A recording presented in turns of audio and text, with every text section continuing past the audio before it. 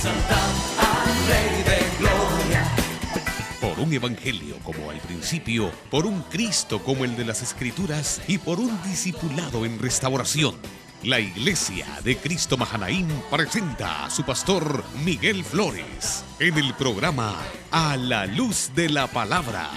Nuestro propósito, colaborar con la preciosa labor de edificar el cuerpo de Cristo, llevándolo a perseverar en la doctrina de los apóstoles para que la palabra del Señor crezca y el número de los discípulos se multiplique. Y ahora con ustedes, A la Luz de la Palabra. Zacarías capítulo 4. Zacarías capítulo 4. ¿Lo tiene? Voy a leer un pasaje muy conocido, muy famoso. Voy a leer un pasaje que debe ser muy conocido por todos nosotros para continuar la secuencia que he venido trayendo todos estos días. ¿Cuántos lo tienen ya? Volvió, dice el capítulo 4, verso 1, el ángel que hablaba conmigo y me despertó como un hombre que es despertado de su sueño. Y me dijo, ¿qué ves? Y respondí, he mirado y he aquí un candelero todo de oro, con un depósito encima y sus 7 lámparas encima del candelabro y 7 tubos para las lámparas que están encima de él. Y junto a él 2 olivos, el uno a la derecha del depósito y el otro a su izquierda. Proseguí y hablé diciendo a aquel ángel que hablaba conmigo, ¿qué es esto, Señor mío? Y el ángel que hablaba conmigo respondió y me dijo, ¿no sabes qué es esto? Y dije, no, Señor mío. Entonces respondió y me habló diciendo, esta es palabra de Jehová a Zorobabel que dice, no con ejército ni con fuerza, sino con mi espíritu, ha dicho Jehová de los ejércitos. Amén. Aquí hay varias cosas implícitas que quiero compartir y quiero ver con ustedes. Número 1 es el hecho de que algunas veces estamos durmiendo, como estaba durmiendo el profeta y hubo que despertarlo. Número 2, algunas veces no estamos dormidos y estamos viendo, pero no entendemos lo que vemos, como le sucedió al profeta. Este estaba dormido y tampoco miraba. Entonces lo despiertan y lo hacen ver. Pero a pesar de que está viendo, tampoco entiende. Dormido, no ve y no entiende. Entonces, lo interesante, hermano, en todo esto, es que ante la realidad, o ¿cómo llamarle? Bueno, ante la realidad de prácticamente estar nulo espiritualmente, resalta aquí la necesidad de ser humilde uno y reconocerlo. Y en vez de hacerse el desentendido, para que no ni preguntar ni que le pregunten, ser humilde y decir, ¿qué es esto? ¿Qué significa esto? Eso mismo le pasó a Israel en el desierto. Cuando cayó el maná, la palabra maná en hebreo significa, ¿qué es esto? Porque cuando cayó, ellos lo agarraron y como no sabían qué era, preguntaron, ¿qué es esto? Y le llamaron maná, que eso significa, ¿qué es esto? Entonces viene la explicación ante el reconocimiento nuestro de no saber las cosas, de no saber qué es, de no saber qué está pasando, de no saber qué es lo que ahí dice. Entonces, él pregunta, ¿qué es esto? La respuesta es, ¿no lo sabes? O sea que el cielo se sorprende ante la ignorancia nuestra.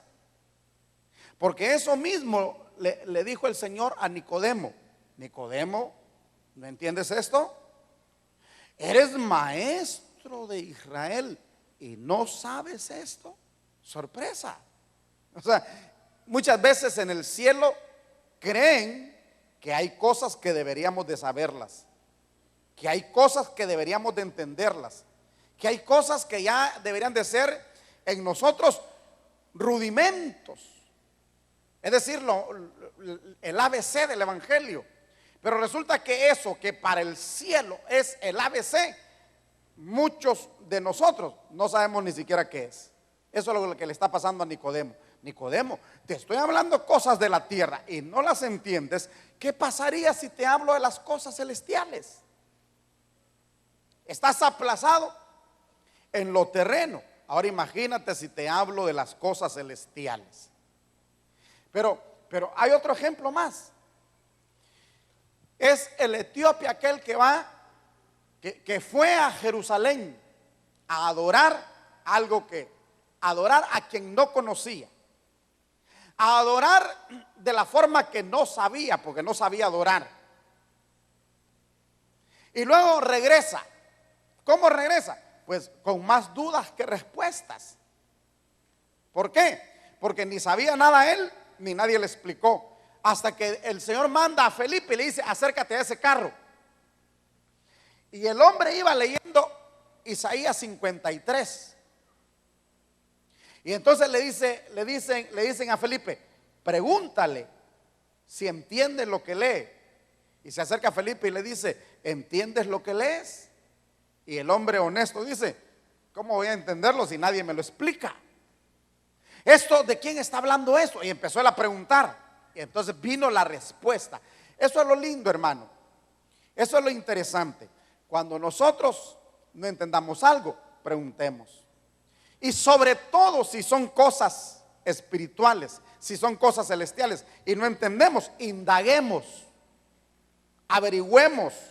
Hay que inquirir, hay que estudiar, hay que escudriñar, hay que buscar. Y en estos asuntos del espíritu del que le estoy hablando yo los últimos días, la gran mayoría no sabemos mucho. Así que el profeta aquí, hermano, yo diría nos está representando a nosotros, dormidos por un lado, viendo cosas pero sin entenderlas por otro lado. Por eso que mucha gente critica, porque lo dijo hace muchos años una persona a quien Dios usó mucho en asuntos del Espíritu Santo. Y como sucedían cosas en sus reuniones, sucedían cosas en sus cultos, manifestaciones espirituales, que en su tiempo no eran entendidas por la gente y la criticaban a esa persona. Entonces ella dijo, los hombres lo que no entienden lo atacan o lo critican. Entonces, cuando una congregación empieza a entender al Espíritu, empieza a darse al Espíritu, empieza a conocer al Espíritu, empieza a darle fluidez al Espíritu, empieza a darle libertad al Espíritu, van a suceder cosas, porque el Espíritu va a empezar a manifestarse y van a empezar a suceder cosas, pero el que no las entienda las va a criticar. Fíjese que casualmente yo tengo internet y tengo todas esas cosas, hermano, Facebook y WhatsApp y todas esas cosas, pero yo no soy muy dado a eso. Pero hace poquito me metí a internet y entonces empecé a buscar cosas nuestras, a ver qué cosas hay de Iglesia Mahanaim en internet. Entonces hay un video que alguien subió en donde va saliendo gente de aquí en la iglesia embriagada, otros tirados ahí en el suelo, y me asombré, tenía casi 100,000 visitas ese video que alguien subió. Entonces me asombró el ver tantas visitas a ese video. Me puse a verlo, ¿verdad? Y entonces alguien subió las manifestaciones del Espíritu Santo aquí en este lugar. Pero cuando empecé a ver los comentarios, como la gente puede comentar, ¿verdad? Unos a favor, que qué lindo, que qué maravilloso, que necesitamos eso, pero otros que qué locura, que qué tontera, que qué gente más ignorante, que aquí, que allá. Entonces me di cuenta yo, o confirmé, que definitivamente el que no entiende las cosas del Espíritu las va a atacar. Por eso tenemos que entender, para saber explicar al que no entiende lo que usted y yo estamos viviendo. Porque Felipe le pudo explicar al etíope lo que iba leyendo, porque Felipe lo acababa de vivir. El etíope va leyendo: como oveja fue llevado al matadero, enmudeció y no abrió su boca. Y Felipe acababa de vivirlo en la crucifixión. Entonces Felipe le dice, cuando el etíope le dice: ¿esto lo dice el profeta de sí mismo o lo dice de otro? Y Felipe le dice: no, eso lo dice de Jesucristo. ¿Y quién es Jesucristo? Y empezó Felipe a darle el paquete completo. Alabado sea el santo nombre del Señor. Eso necesita una congregación que está conociendo. Mire, hermano, yo diría que nosotros conocemos al Espíritu Santo. Yo diría que nosotros hemos visto bastante al Espíritu Santo actuar. Yo diría que lo que no hemos sido sabios es en darle libertad para manifestarse por el temor al que dirán. Pero debemos de conocer bien para poder explicarle a la gente el porqué de las cosas. Entonces, hermano, volvamos a este punto. Esto que usted ve aquí no es de carácter humano. Esto no es una presentación de una película. Esto no es una concentración para ver un acto circense. Esto no es una reunión de sindicato. Esto no es una reunión de gentes para ver un partido de fútbol. No, esto es la iglesia de Cristo. Estos son los apartados, los separados del mundo, los sacados fuera del mundo para ser introducidos a la patria celestial. ¿Cuántos dan gloria a Dios? Y como iglesia que somos, ya creo que tiene bien claro, no somos una organización, sino somos un organismo. Una organización pues tiene presidente, vicepresidente, tiene secretario, tesorero, tiene gerente de recursos humanos, tiene encargado de esto, encargado de aquello, encargado de lo otro. Esa es una organización. Pero un organismo es un cuerpo viviente que tiene un hígado, un riñón, un estómago, un corazón. Entonces nosotros no somos una organización para organizarnos nada más, porque eso es lo que hace la gran mayoría, se organiza y pone encargado de esto, encargado de aquello, encargado de lo otro, encargado de aquí, encargado de allá, y se vuelven una organización, hacen una estructura organizacional. Pero nosotros, más que una organización, somos un organismo en donde cada uno de nosotros es un miembro del cuerpo místico del Señor Jesucristo, con una función específica dentro del cuerpo. No, si lo entiende, apláudale más al Señor.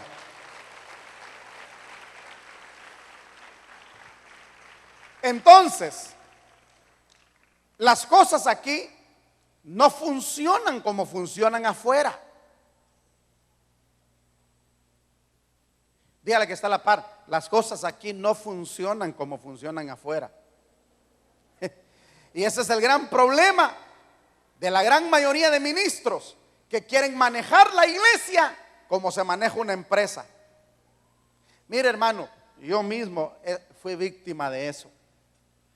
Para 1989, un 1 de junio de 1989, que esta iglesia dio su primer paso como iglesia. Yo era un joven que trabajaba en una empresa muy grande en San Pedro Sula, una empresa que tenía una fábrica de estructuras metálicas de construcciones, de hacer estructuras, tanques. Ese rótulo de Coca-Cola ahí se hizo en esa empresa. El rótulo que está en el Picacho en Tegucigalpa de Coca-Cola también ahí se hizo, etcétera, etcétera. Y habían dos fábricas de hacer varillas de hierro, y se surtía a Honduras y se le vendía a Centroamérica. Eran 3 empresas en una. Y yo era parte de la contabilidad de esa empresa, y me había aprendido el teje y maneje, hermano, de esa empresa a través de la contabilidad. Entonces yo sabía muy bien cómo se maneja una empresa. Así que cuando yo vine a pastorear esta iglesia, que solo tenía 8 miembros, yo dije, si puedo trabajar en esa empresa con casi 500 empleados y sé cómo se maneja esa empresa, no voy a saber administrar estos 8 pelones. Y entonces llegué yo a querer aplicar mis principios administrativos. ¿Y saben qué es lo tremendo? No funcionan. ¿Y saben qué es lo más lindo conmigo?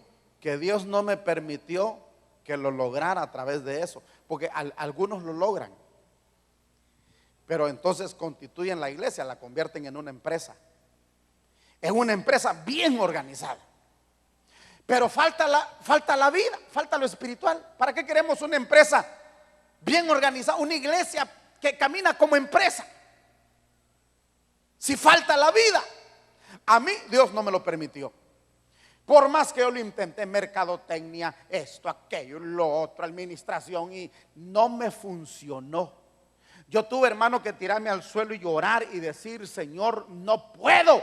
¿Cómo es posible que yo, que vengo de trabajar en una empresa tan grande, no puedo con esto tan pequeño? Y entonces el Señor me dijo, no es con ejército ni con fuerza, mas con mi Santo Espíritu. Yo lo entendí hace muchos años, hermano.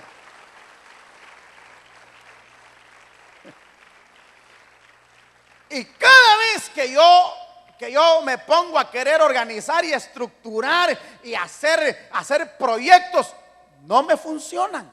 Yo ya hablé con la junta directiva de la iglesia y le dije, mire, agárrense ustedes lo administrativo y déjenme a mí lo espiritual, porque a mí lo administrativo no me funciona, porque a mí me mandaron a hacer caminar lo espiritual.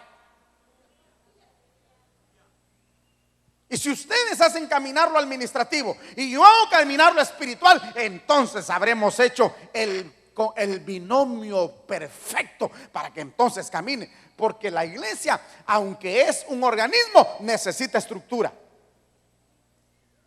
Pero necesita primero el organismo y después la estructura, porque hay quienes ponen la estructura y no tienen organismo. Entonces, hermano, porque como le dije el otro día, el cuerpo sin esqueleto no sirve. El esqueleto es la estructura del cuerpo, pero hay cuerpo. ¿De qué sirve el esqueleto sin corazón? ¿De qué sirve la calavera sin cerebro? De nada.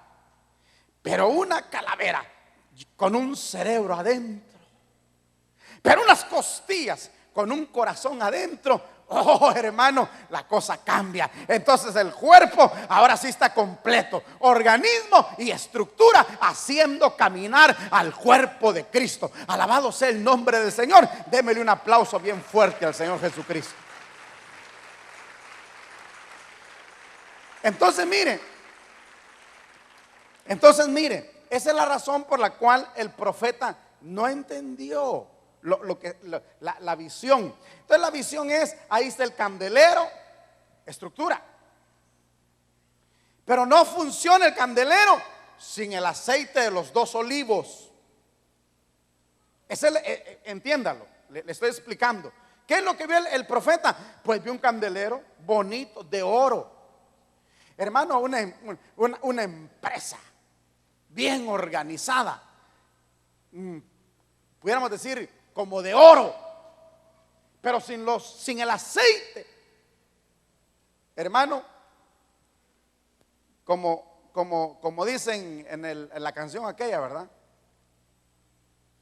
Que la jaula, aunque sea de oro, siempre es jaula. Y nadie quiere estar en una jaula, aunque sea de oro. Entonces, ahí está el candelero, bonito el candelero. Pero si no hay el aceite de los olivos, el candelero no alumbra. Bonito el candelero, la estructura, pero el aceite va por dentro del candelero, va por lo interno del candelero. Y entonces eso es lo que hace la llama.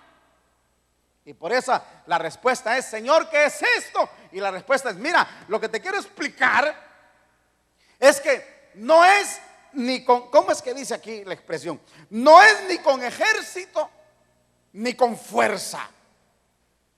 Por eso, ¿cuántas batallas ganó Israel sin necesidad de ejército?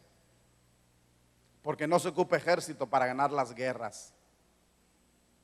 ¿Está entendiendo? Le explico uno de esos casos. Bueno, tantos casos, ¿verdad?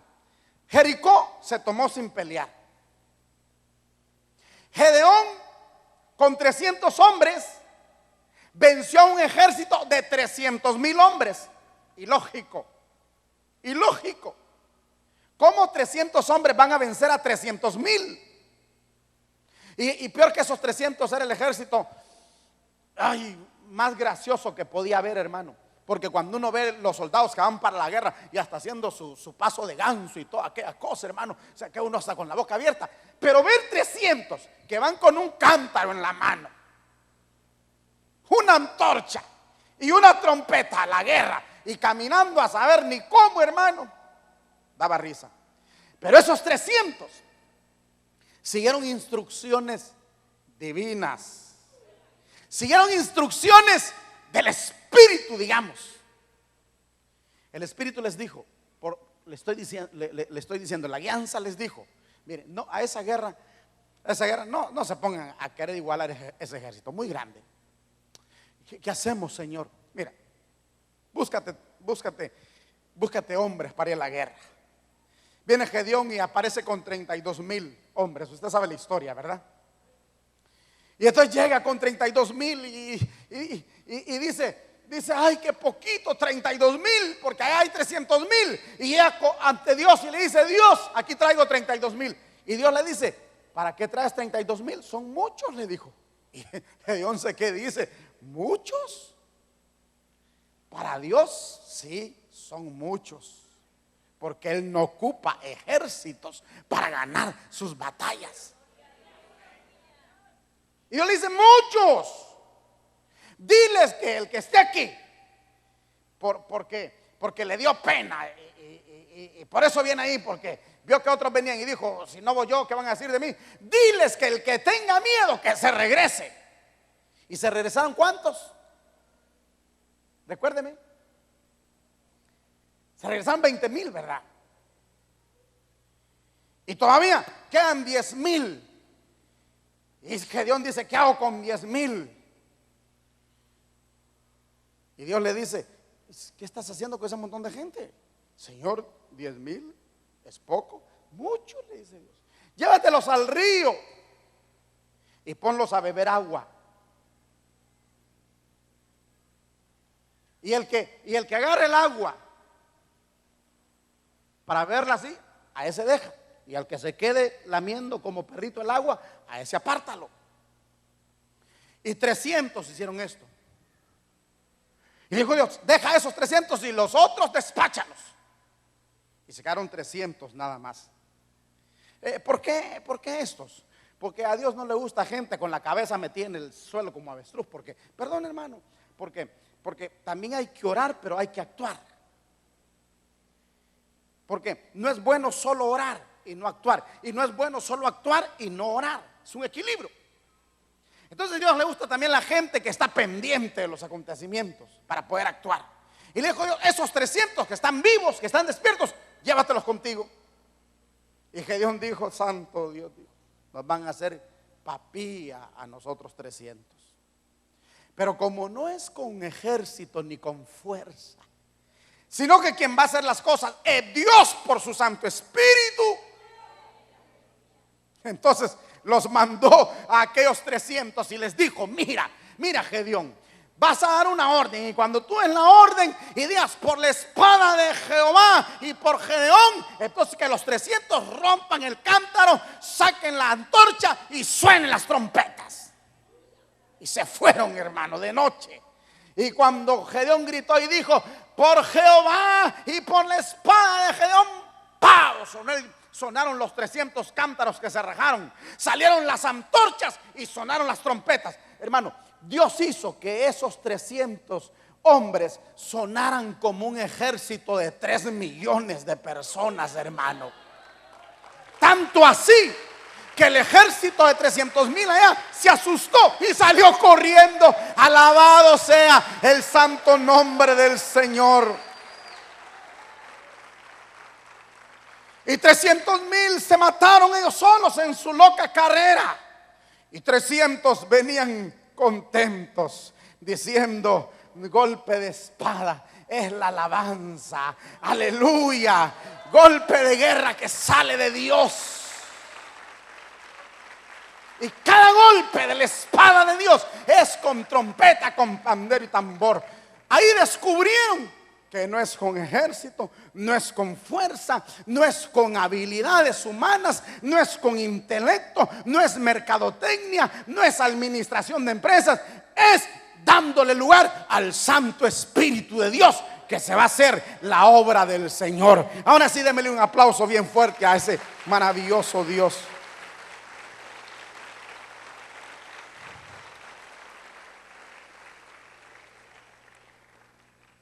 Guarde ese pasaje entre los tesoros suyos, porque ahí dio Dios su primer palabra. Había dado muestras de que no con ejército y con fuerza. Había dado muestras Dios de que Él no ocupaba ni ejércitos, ni fuerza, ni nada. Pero ahora lo está diciendo Él de su propia boca a Zorobabel. Y le dice: no confíes en fuerza, no confíes en ejércitos. Hermano, ¿sabe que ese fue uno de los grandes errores de David? Por el cual David provocó una gran matanza en medio de su pueblo. Le costó caro haber olvidado ese principio. David empezó solo su carrera, solo. Lo único que lo rodeaban eran unas ovejitas. No tenía ejército, no tenía una gran compañía de guerreros, no tenía valientes, no tenía nada. Sin embargo, cada vez que un enemigo se le ponía por enfrente, David vencía. Fuese león, fuese oso, fuese lo que fuera, David vencía. Y si un gigante venía contra David, David vencía. Y si un ejército venía, David vencía. Y Dios lo fue rodeando de gente. Primero 400 guerreros. Y ahora David, que siempre anduvo solo, ahora anda 400 gentes a su alrededor. Y luego se le van uniendo más y más y más y más. Y cada día su ejército va siendo más grande. Se convierte en rey. Y ya tiene un ejército tan grande, tan numeroso. Pero David sabía que él no ocupaba ese ejército. David sabía que él siempre venció aún sin tener ejército. Pero un día, en esos momentos humanos, en esos momentos en que a uno se le mete su humanidad, las locuras de la humanidad, dijo: quiero saber cuántos soldados tengo. Y mandó a hacer un censo. Mandó a hacer un censo para averiguar cuánta gente tenía en su ejército. Y no recuerdo ahorita, hermano, exactamente el número, pero en el libro de los números lo da. Pero tenía un ejército enorme de millones. Oiga, de millones. No me recuerdo si andaba por los 2 millones o los 3 millones exactamente. Pero era un ejército enorme. Creo que andaba por los 2 millones y algo de soldados. Santo Dios, ¿usted se imagina un ejército de 200 millones?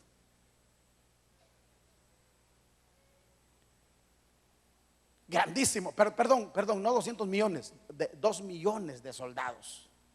Muy grande la cifra que está dando. ¿Se imagina? 2 millones de soldados. Oh, y algunos de ellos, hermano, uno solo mataba 800 gentes en un solo día. Métale la pluma, ¿cuántos tenía que matar por minuto? Para matar 800 en un día. Ahí es donde esa gente, hermano, dicen que el escudo de David, que era la estrella, no solamente era un arma para defenderse, sino para atacar, era estrella. Porque David estaba con su espada por aquí, venía uno por detrás y ¡pau! Con el escudo lo mataba. Estaba uno abajo y ¡pau! Con el escudo lo mataba. Venía uno arriba. Su escudo era un arma letal. Esos, hermano, eran unas máquinas de guerra, pero terribles. Mataban gigantes, etcétera, etcétera. Y entonces Dios se enoja con David, porque le dice: ahora vas a confiar en tu ejército, ya no vas a confiar en mí. Y viene Dios y le dice: para que veas que no es con ejército ni con fuerza, mandó un ángel que comenzó a matar gente, uno, y no hubo ejército de David que le pudiera hacer frente a ese ángel. Hasta que David se rinde y se tira al suelo y pide perdón y reconoce que no es con ejército ni con fuerza, sino solamente por el Espíritu de Dios. Dele palmas fuertes al Señor.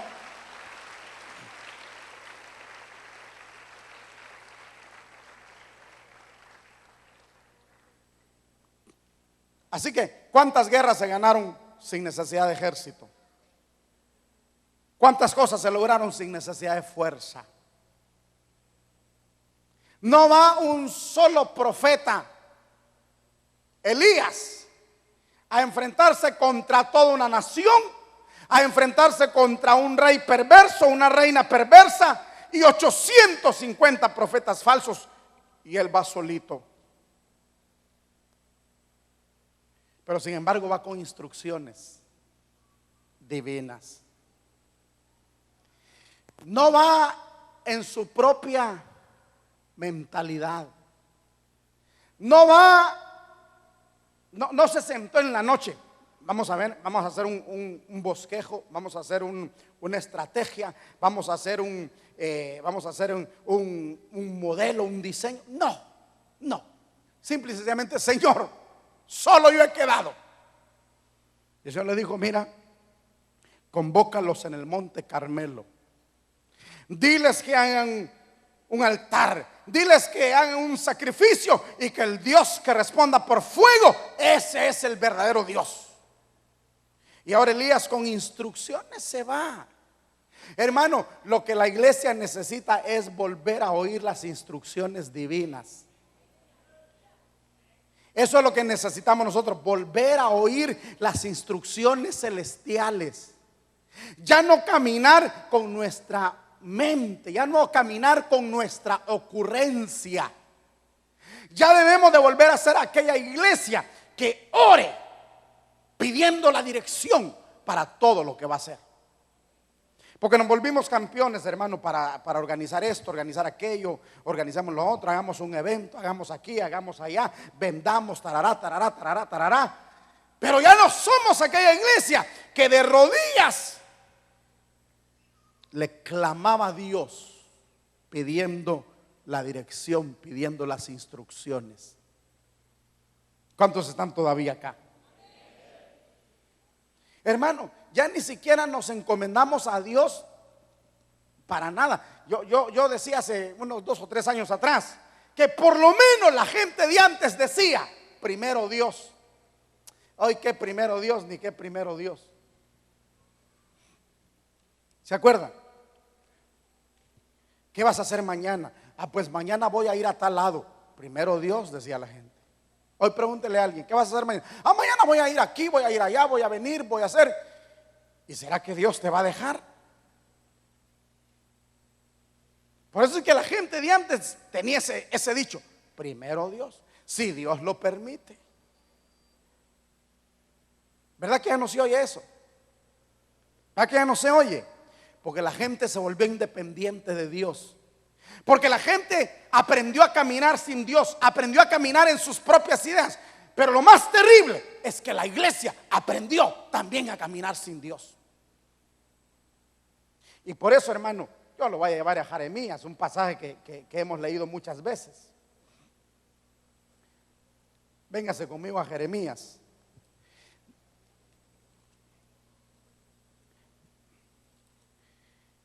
Busque Jeremías, capítulo 2 de Jeremías. ¿Lo tiene? Verso 13. ¿Ya lo tiene? Lea conmigo. Porque dos males ha hecho mi pueblo. Me dejaron a mí fuente de agua viva y cavaron para sí cisternas rotas que no tienen agua. Dos males ha hecho mi pueblo. Me dejaron a mí, que soy la fuente viva, y se hicieron cisternas para sí. Y lo peor es que las cisternas que se hicieron están rotas y no retienen agua. Ahora, ¿saben cuál es la diferencia entre una cisterna y una fuente? ¿Saben cuál es la diferencia entre un estanque y una fuente? Es que la fuente está siempre manando agua fresca y corre. El estanque es agua que llovió y se empozó y ahí se quedó.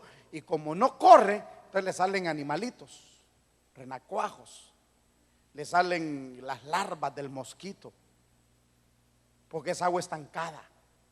¿Por qué cree que a las pilas hay que echarles, no sé cómo le llaman a lo que le echan? Abate. Porque es agua estancada, porque es cisterna. Y Dios dice, yo era fuente viva, agua viva, permanente para mi pueblo. Y me dejaron e hicieron sus cisternas. Y ni cuenta se dieron que hasta rotas estaban y no retienen agua. Entonces, hermano, es tiempo de volver a Dios. Dígale que está a la par, es tiempo de volver a Dios. Necesitamos que en medio nuestro empiece a surgir gente que dependamos de Dios. Siervos que dependamos de Dios. Una juventud que dependa de Dios.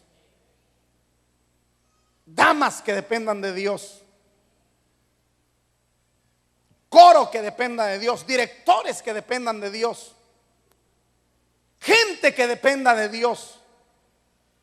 No gente, hermano, que vive la vida loca y luego viene a la iglesia.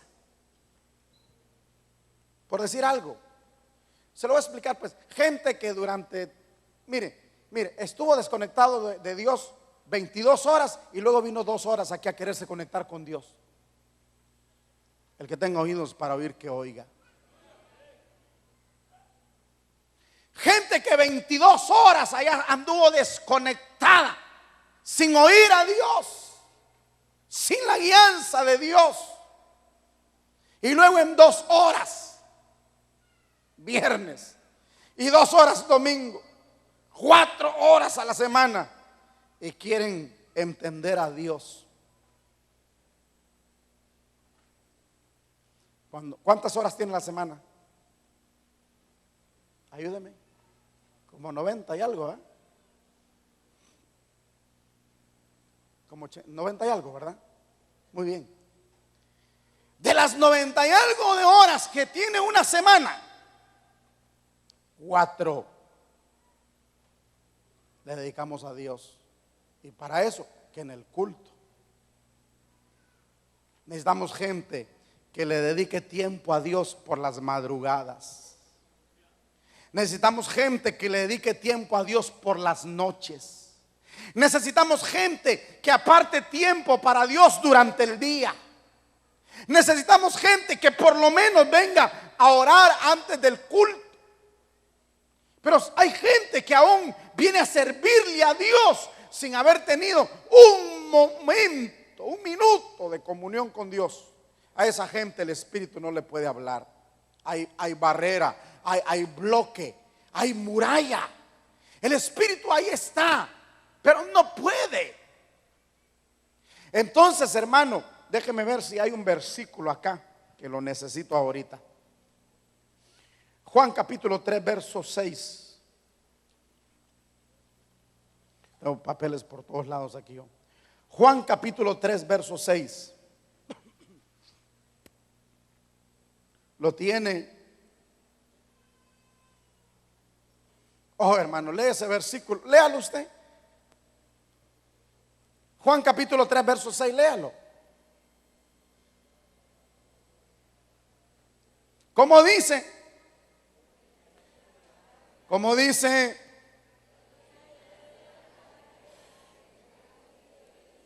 Y ya se dio cuenta que está en letras rojas. ¿Qué quiere decir? Que eso lo dijo Cristo. Lo que es nacido de la carne, carne es. Y lo que es nacido del Espíritu, Espíritu es. O sea, hermano, hay cosas nacidas del Espíritu y hay cosas nacidas de la carne. ¿Qué cosas son las que debemos de hacer como iglesia? Las nacidas del Espíritu. ¿Qué cosas debemos rechazar nosotros como iglesia? Las cosas nacidas de la carne. Pero yo le digo, gracias hermano, ahí puedo terminar de predicar ya. Entonces yo le digo una cosa, perdone, en la mayoría de congregaciones más se hacen las cosas nacidas de la carne. Es decir, ideas nacidas en la mente, estrategias nacidas en la mente, modelos nacidos en la mente, ideas nacidas en la mente. Por eso es que el Señor reclama que nuestro corazón debe estar cerca de Él. Nuestro corazón debe estar cerca de Él. ¿Para qué? Para que Él nos pueda hablar al corazón. Pero Él reclamaba y decía, pero el corazón de mi pueblo está lejos de mí, decía el Señor. Aló. ¿Cuántos están comprendiendo?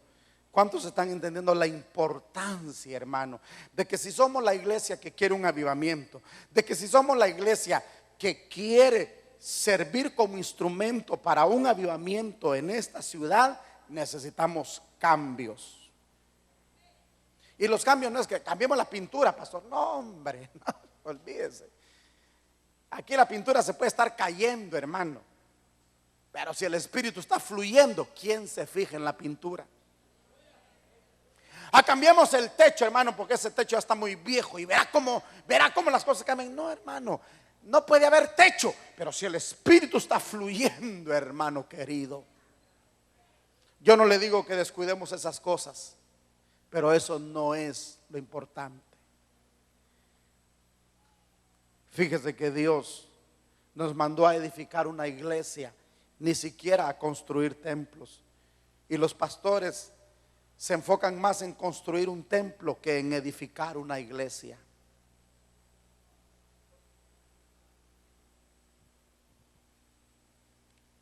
Por eso, hermano, procuramos que estas cosas esté presentable, pero nos preocupamos más por esto, mire.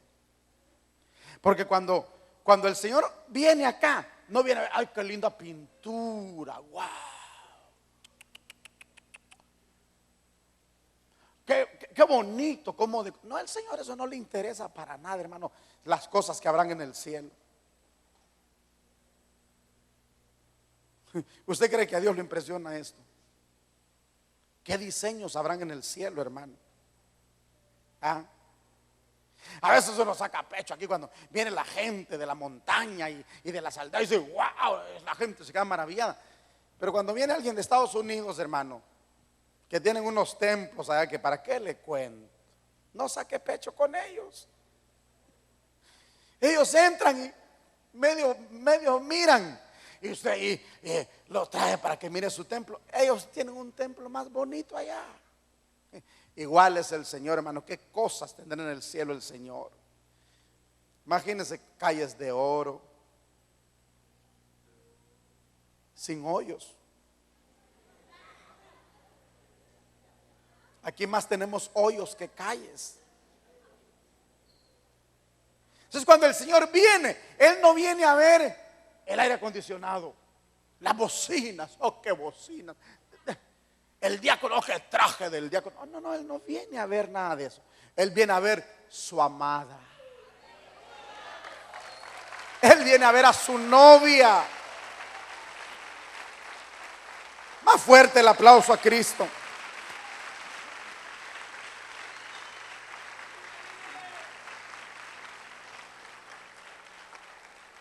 Aleluya. Da gloria a Dios. Da gloria. Hermano, tengo tanto que hablar que ya no sé ni qué hablar. Pero dejemos claro aquí para que podamos ministrar un buen momento. Hermano, lo que es nacido de la carne, carne es. Y lo que es nacido del Espíritu, Espíritu es.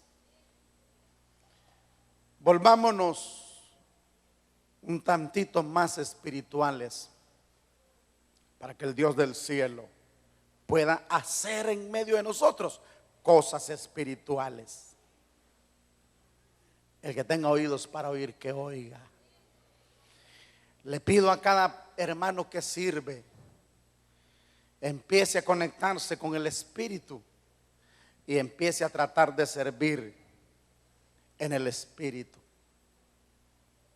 Que todo lo que hagamos, lo hagamos porque el Espíritu nos movió a hacerlo. Hasta, como le dije el otro día, hasta esos gritos, aleluya, que salgan del Espíritu. Porque si salió del Espíritu, no va a ofender, a lo menos a los espirituales.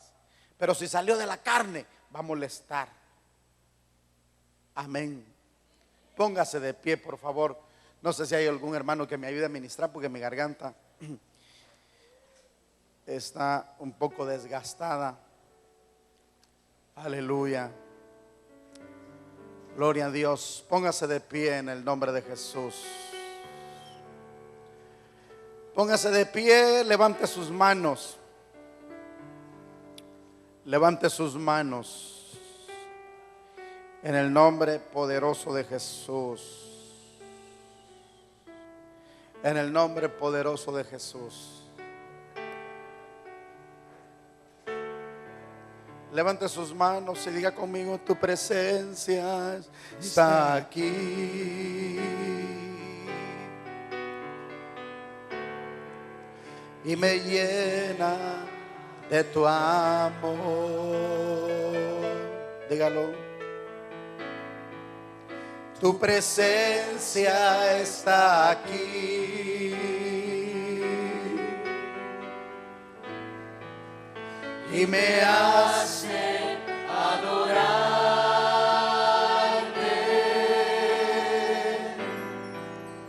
Tu presencia está aquí. Cántele al Señor. Levante sus manos. Y me llena de tu amor. Sí, Señor. Levante sus manos y dígale: tu presencia está aquí.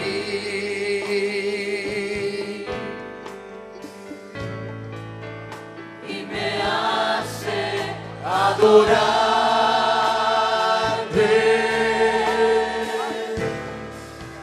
tu presencia se hace. Sí, Señor. Gloria a Dios. Cuando elevo adoración,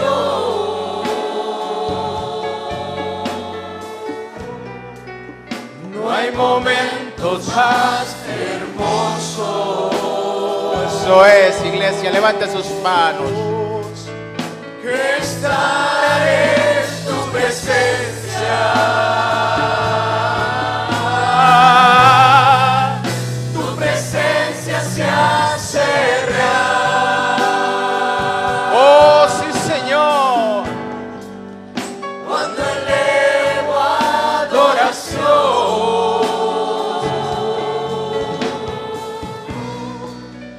no hay momentos más hermosos que estar en tu presencia.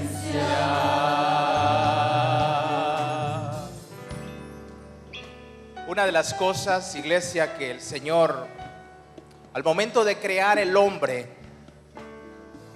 al momento de crear hombre y mujer, los puso en el huerto para que su presencia pudiesen a ellos iluminarlos.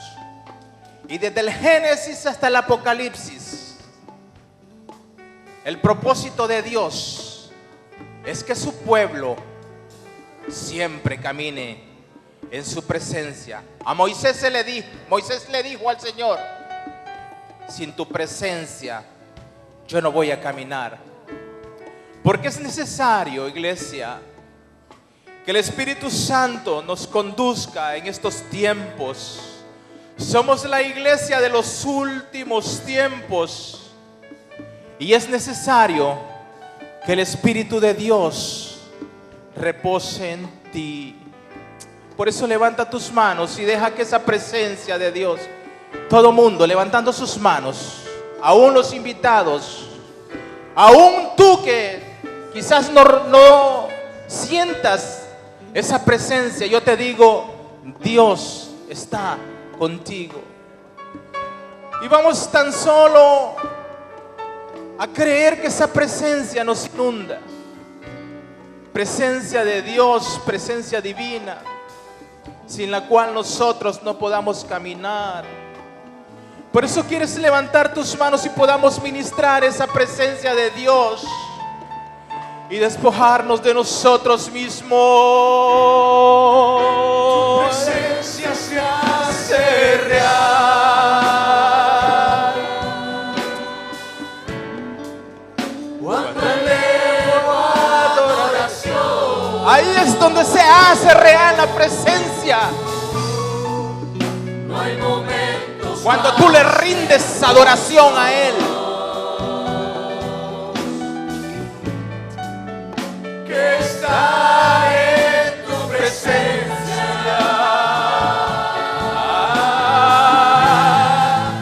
Tu presencia se hace real.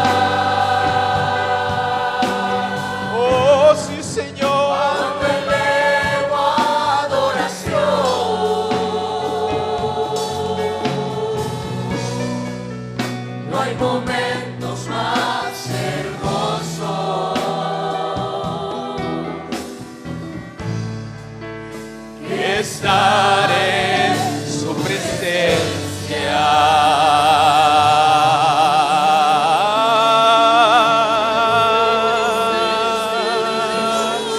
Levantamos nuestras manos a ti.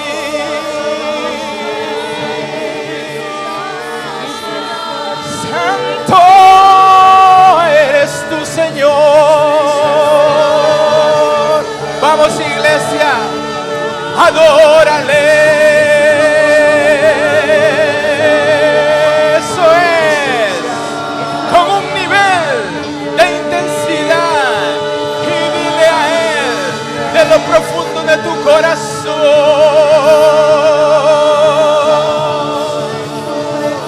Santo, a ti adoramos tu santo nombre, oh Dios.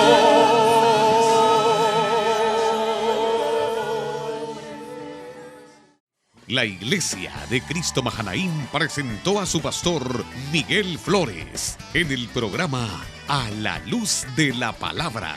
Estamos seguros que este mensaje ha sido de mucha bendición para tu vida. Si desea una copia del mismo en CD o DVD, puede solicitarla en la siguiente dirección: Iglesia Mahanaim Honduras, San Pedro Sula, segunda calle, segundo anillo de circunvalación. Esperamos contar con tu sintonía en el próximo programa. Mientras tanto, Exaltad al Rey de Gloria.